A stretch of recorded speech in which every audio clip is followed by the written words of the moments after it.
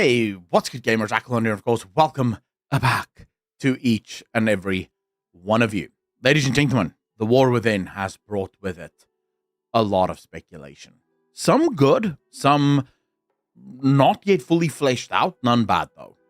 That is very important to state. There's obviously a lot of things going on, and I think the first patch of the war within is probably going to blow our minds.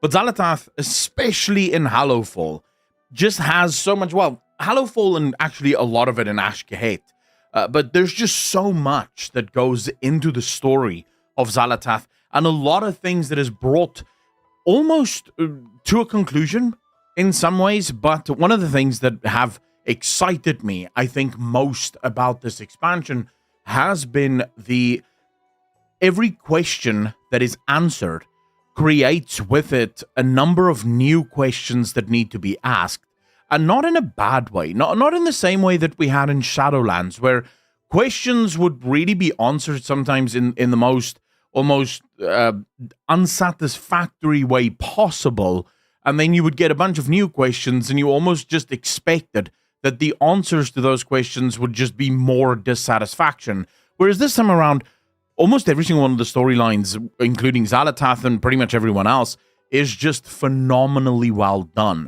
So definitely very, very exciting times for us. Today's video, though, focuses on Xal'atath. And very specifically, ladies and gentlemen, we're diving into the Whispers again. I know, many of you might be saying, but Aquilon, come on. How many times have we had these Whispers? How many times do we have to talk about these Whispers?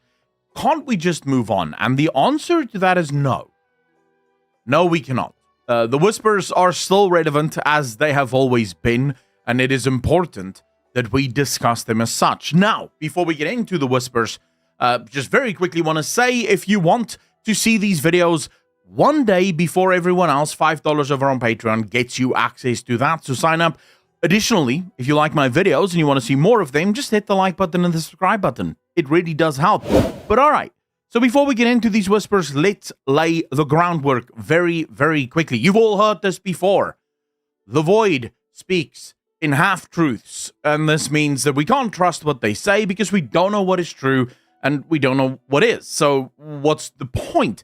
Now, for a long time, people approached the half-truth idea as meaning some of what they say is true and some of what they say simply isn't. And it's really up to us to kind of discern which of their Whispers will come true and which of their Whispers will not. Now, it is important to understand that not all of the Whispers of the Old Gods will pan out, because remember, the Old Gods see all truths, and unlike the Light, they believe all of them to be true, even the ones that will not pan out in this timeline, because fundamentally I believe that the truths that the Old Gods see are not truths, they're timelines. The Old Gods exist in each of the timelines, and they communicate. While it's not the same being, they definitely do communicate with one another, and through that communication, they all have the same amount of information, and they believe all of this to be true. So, but the mistake I think a lot of people have made is they look at the half-truths thing as the ability for us to exclude Whispers we don't like or don't understand and include the ones that does make sense to us. But let's quickly just do a linguistic exercise here. What does it mean when you say that someone is speaking in half-truths? Well, it means that they're telling you the truth, but not the whole truth. That is fundamentally what it means. If someone tells you something and you then go and tell someone else and they say to you, oh, but that's just half the truth, that's literally what it means, right? And I believe that that's how we should be looking at the Whispers of the Void, instead of just discounting Whispers that we don't like or Whispers that don't add anything to our story, or perhaps even Whispers that change the way we look at the story. All Whispers are true. The question is that the whole truth? Now, you'll see in a second how a lot of the Whispers of the past is finally starting to play itself out, especially when it comes to Xal'atath and also to the Old Gods. Now, in the War Within, What is Xal'atath up to? Xal'atath has now finally embraced her role as the Harbinger. What is a Harbinger? It's someone that prepares the way. Xal'atath being the Harbinger of the Void, this would suggest that Xal'atath is here to prepare the way for the Void Lords to finally return. Xal'atath, throughout the War Within, creates a number of misdirections all over the Isle of Dawn, in the Ringing Deeps, in Hallowfall, even in Ashgahet. It is this constant sort of tug between what is her real target and what is just targets that she's invented in order to spread us thin. And it's very difficult to figure out exactly what Xal'atath is after because of just this immensity of the attacks that Xal'atath is launching. And she's doing this through the Nerubians, specifically by, I guess you could say, twisting Queen Unsurek after she killed her mother. She now is in control. With Xal'atath now being busy, and specifically with some of the cinematics we've seen, I think it's time we talk, ladies and gentlemen. I think it's time we talk very, very carefully about some of the whispers of the old gods. She is not the last, but the first. Drown her, and you shall see. Now, the problem with most of the whispers is that they come to us at different times in different locations, oftentimes facing different enemies. But I don't believe that all of the whispers that we got by facing certain enemies were whispers about those enemies or about those places. I believe that they were purposefully spread out in a way to misdirect, because the Void loves their misdirections. Now, there's been many speculations about this particular whisper, one of them being that it is Azeroth, and it's clearly talking about Azeroth. But I don't think so. You'll see in a second as I start bringing up some of the other whispers why I say that this is a big problem. She is not the last, but the first. Drown her, and you will see. This suggests that Xal'atath was the first of them. Now, where exactly would I get that? Well, for this, we need to go to my theory about the old gods. And you'll say, but Aklon, the old gods were first. We know the lore of the old gods. The Void Lords sent their essences out into the universe. Their essences hit planets, and old gods erupted within those planets. I don't believe that. I think that that is wrong. Now, I'm going to give you two potential ways in which the old gods arrive on Azeroth, and both of them will explain my reasoning perfectly well. I believe that the old gods, this is number one, obviously, I believe that the old gods are actually part of decay, the primordial force of decay. Of all the primordial forces on Azeroth, there are only two that have no elementals attached to them, and also no elemental lords. That is Spirit and Decay. Now, the Titans tell us exactly what happened to the Spirit elements on Azeroth. It was consumed by Azeroth during her nascent sleeping years. At some point, she got hungry, she walked up to the fridge that is the elemental planes, and she just ate it. Just had all of it for herself, because why not? The other is Decay, but the Titans never tell us what happened to Decay. Now, before anyone goes, but dude, clearly Decay is it's just a force, right? It's what happens. Everything decays, so it doesn't need elemental. Well, to that fact, fire is also just a force. It's just a thing that happens. Air, water, it's all just things that happen. It just happens to be that all of those things that happen, Earth, for example, have elementals and elemental lords attached to them. Why does Decay and Spirit not have anything attached to them? Remember, the Titans don't know what happened to Spirit. The Titan is simply surmising what they think happened to the Spirit elementals on Azeroth. But this is not about the Spirit elementals. This is about Decay. Now, how do I think that the old gods may in any way, shape, or form be related to Decay? Well, let's use the first, G'huun. If you tell me that G'huun has nothing to do with Decay, you and I played very different games.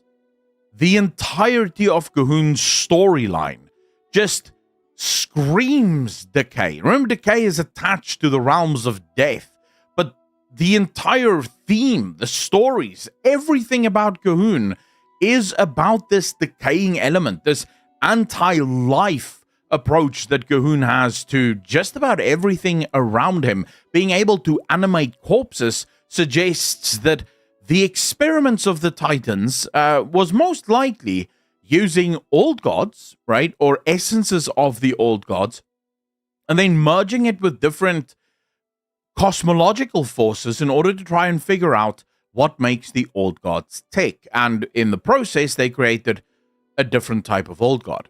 But then we can go to Yogg-Saron, who I actually believe is the best bit of evidence for why the old gods are decay. It is said that Galakrond became this giant decay proto-drake, and he truly was of decay whenever he was around. And you can go read the book about the dragons, the aspects, right? Dawn of the Aspects. Sorry, for some reason I just blanked there. But Dawn of the Aspects, go read that. Whenever Galakrond is around, there is a foul smell. It smells of death and decay. Galakrond has all of these weird things growing out of him, and when he bites and kills proto-drakes, they arise into the same kind of decay-like proto-drake. How do we know that this must be attached to decay? Well, we can go look at Brackenide Hollow. Brackenide Hollow, everything that is happening to the gnolls in Brackenide Hollow is exactly what happened to Galakrond, and Brackenide Hollow is described as a form of decay that has taken place, that has taken grasp of the lands there. It is important to note that we also have the forests on the Isle of Dawn. The Isle of Dawn, there is a forest that is being taken over by a type of rot. And it is infecting all of the creatures there. This is now twice in one expansion, or in two expansions, that we have this sort of decay element. And while that storyline definitely resolves the issue of the rot and the decay that is happening there, it never actually gives us a satisfying answer as to how this happens. The character that you're with, the NPC that you're with, tells you that the rot comes from the rot creature there. There's like this giant NPC that you have to kill, right? That's the one that's spreading the rot. But if you read the book and you follow the clues that you unlock in that storyline, that creature was built by the Earthen as a guardian for the gardens. And then the rot started to take hold in the creature. So the rot was before the creature, not after. I can't remember the name of the creature now, but you know what I'm talking about. Holly will have it on the screen, so you don't have to worry about it. That's twice now that we have this rot decay element taking place on Azeroth, which suggests that this storyline will play itself out. But how did Galakrond become the Dragon of Decay? By drinking infected waters from Yogg-Saron.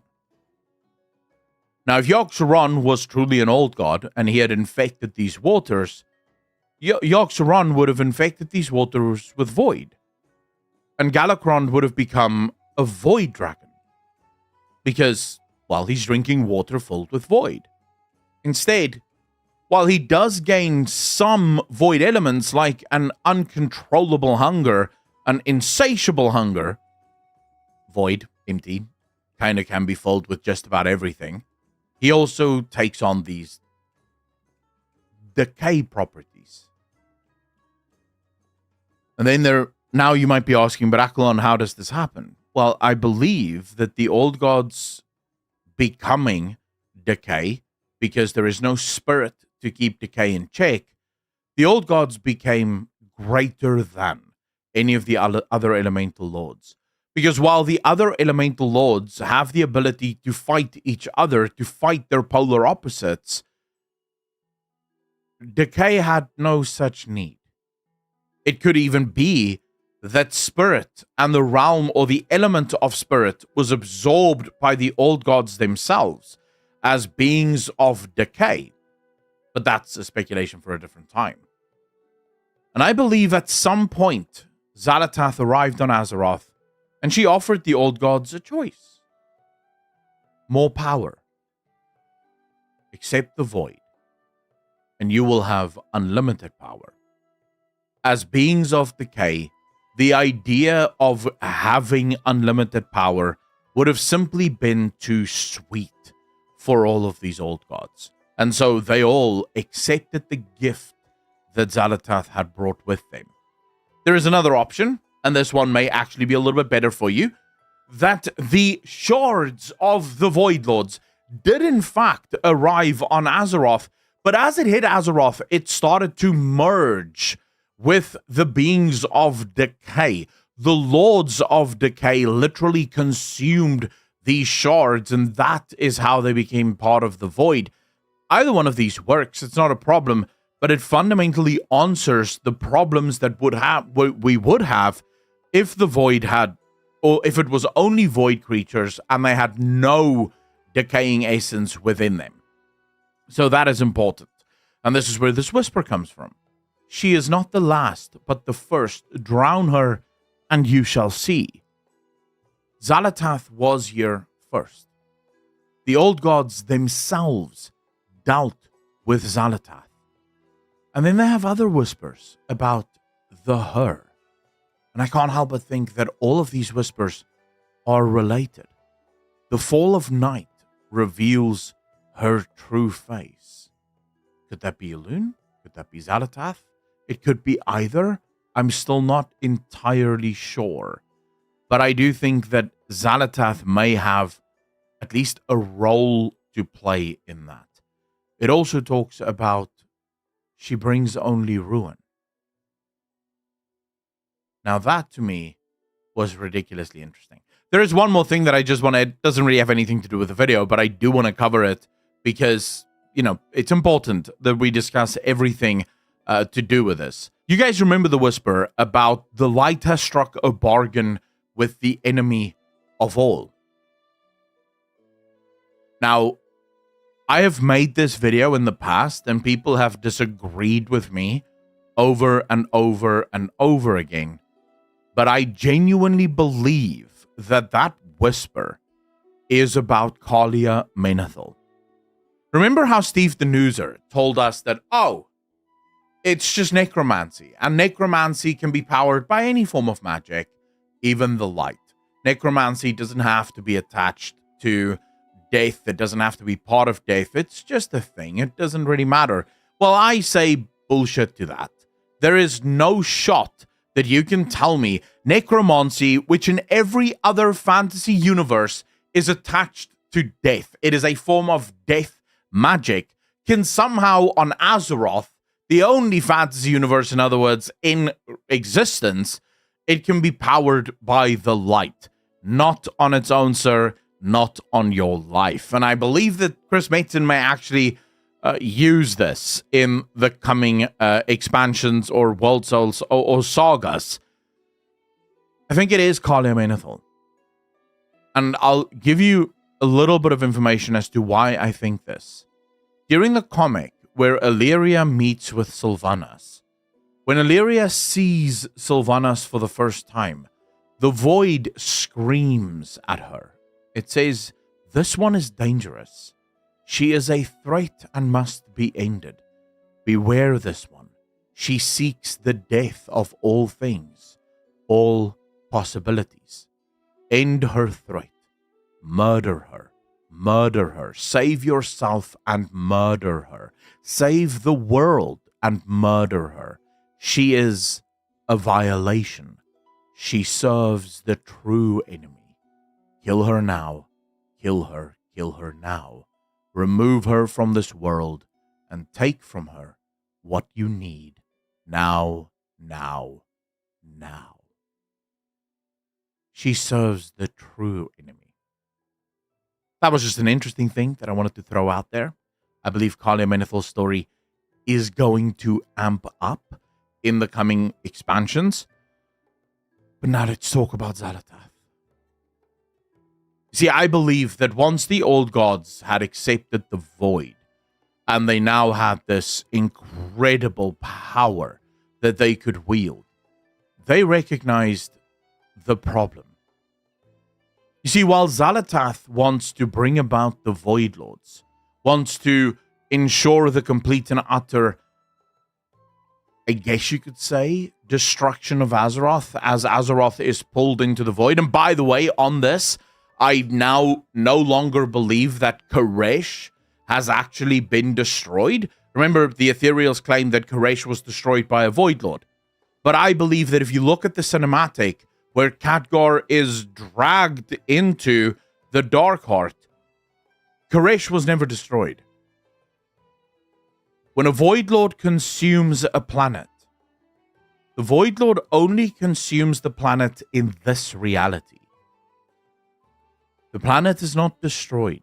The planet is simply dragged into the realms of the void, where everything remains existing, where everything remains as is, now just in the realms of the void. So I don't believe that Xal'atath wants the destruction of Azeroth. I think Xal'atath wants Azeroth inside the void realms.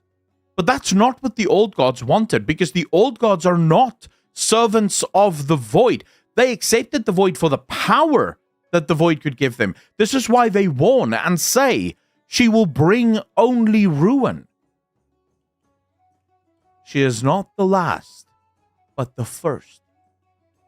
You see, and they realized this. They realized that what Xal'atath wants is their essence, their power, to empower the Darkheart, to ultimately open a portal that will bring about the Void Lords to Azeroth. And they didn't want that. They didn't quite like that. And so the old gods devised a plan. They built a blade. And they were the ones who imprisoned her inside that blade. Because they realized that she has power and she has use. But what they didn't realize was that that use would ultimately work in her favor. We have seen her power levels. She is not to be trifled with. Xal'atath is very strong. You'll see why that slip-up happened in a second. Now, I believe, fundamentally, that they were the ones who placed her in the blade. That is why only N'Zoth can set her free. Because he's the one that put her there in the first place. Remember, she says to him, remember our bargain. Release me so that I may find my own fate. And the only reason I think N'Zoth actually released her is because N'Zoth was convinced that with our help, we would be able to stop. Because N'Zoth keeps testing us. Constantly testing us. Constantly, N'Zoth wants us to help him. Constantly. One of the whispers that N'Zoth has for us is, patience, patience. They may yet prove worthy of my gift. Yes, you are indeed the ones I seek. The ones to turn the tide. That's for us. That's N'Zoth telling us. He needs us. But we killed him. We removed him from the board, giving Xal'atath the ability to consume the essence of N'Zoth inside the Darkheart so that she can bring about the Void Lords. There's one final whisper that I want to share with you guys before we go into some mad lad speculation here. When the arrow finds its mark, the last fetter will fall away. When the arrow finds its mark, the last fetter falls away. Fetter is a chain. When the arrow finds its mark, an arrow found its mark. It chinked the Darkheart, creating inside the Darkheart a loss of power. Could this be what the old gods were referring to? That one final bit that was required? Was this meant to happen? Well, you see, because we are getting there. We are getting there. There's one more whisper. I was lying. But there is one more whisper. But this whisper really is just an interlude to the actual greater speculation here. At the hour of her third death, she will usher in our coming. Now we have two options for this third death. Option number one is that this is referring to Illyria. Illyria herself tells us that she feels like she has already died twice. A third death would certainly make sense for Illyria. But then we also have Xal'atath. Xal'atath has had, as far as we're aware, 2 deaths on Azeroth. The first when she was placed inside the blade, her physical body destroyed as a result. The second was when she absorbed the Sword of Sargeras. Remember, it took her offline for a number of months, where you could not talk to her and she could not speak. Theoretically, if Illyria's deaths are considered deaths, then so too is that. Now, here is where things get truly bonkers, and I need you to strap in for this one. I believe that it doesn't matter whether it's Illyria or Xal'atath, because I believe them to be the same thing. Now, many of you might immediately go, Akalon, that's just nonsense, that's just bullshit, can't happen. But hear me out. Xal'atath shows Illyria a number of visions. Visions of things that had already happened. When you do the intro quest line for The War Within, there is a moment that Illyria sees where Turalyon cuts her down after finding out that she is of the Void. And Illyria says to her, liar, that's not what happened. Because that isn't what happened. Now, the question should be, why show her that? Illyria was there. She knows that that isn't what happened there. So why show her that that is indeed what happened? It's because it's not what happened to Illyria. It's what happened to Illyria from Xal'atath's timeline. You see, when Illyria in Xal'atath's timeline accepted the powers of the Void, Turalyon could not accept it. Her Turalyon, not ours. Remember, we have different timelines in World of Warcraft. And Turalyon cut her down. It was in this act that Illyria would ultimately fully embrace the powers of the Void. Remember, Locust Walker has consistently tried to get Illyria to accept all of the power of the Void. Xal'atath is even trying to get Illyria to accept the full power of the Void, to fully embrace what the Void has to offer. Illyria is the one who keeps pushing back on this. Xal'atath is showing Illyria her own memories of how she became Xal'atath. Because once she accepted the full power of the Void, she ceased to be Illyria and instead became Xal'atath, the harbinger of the Void. Not the last, but the first. She was the first being in the cosmos to accept fully the power of the Void. And as such, she has become the harbinger. Because the Void exists on all of the timelines. They have full control over all of the timelines. The Twilight Dragons do what they do as a result of Void influence. That is why they're able to move between timelines. The Infinite Dragonflight, it's because of Void influence that they are able to not just move between timelines, but actually destroy timelines. Something that not even the Twilight Dragons can do. Well, maybe they could. I'm not entirely sure. But we know the Infinites can do it. Fundamentally, I believe that that moment is it is a moment set in time as if it is a linchpin moment. And I believe that this is where Arator comes in. In none of the other timelines does Arator exist. The child of light and shadow. That's where the prophecy comes from. He will be the one to bring balance. He will be the one to calm both the father and the mother and restore order to the timelines. Now, ladies and gentlemen, of course, that is just my thoughts, my theories. I'd love to hear yours in the comment section down below. Hit the like if you like, dislike if you didn't. And remember, for $1 a month over on Patreon, you help keep this channel free from sponsorships that want to sell you stuff that you do not need. $5 a month gets you access to all of my content at least 24 hours before the content comes out. As always, be good to each other, be kind to each other, and I will see all of you in the next one. Peace.